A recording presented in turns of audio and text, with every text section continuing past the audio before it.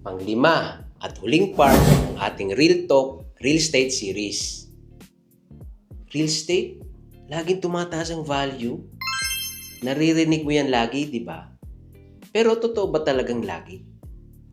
Hindi lahat ng lupa o bahay ganito. Lalo na kung overbuilt yung area.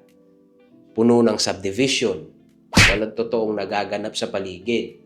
Walang factory. Walang school. Walang commercial center na dumarating. Ang totoong gumagawa ng value, hindi yung salitang prime location sa flyer. Kundi, madali bang puntahan? Marami bang negosyo o development sa lugar? May tunay bang demand? Taong titira o magre-rent? Hindi lang taong bibili tapos iiwan.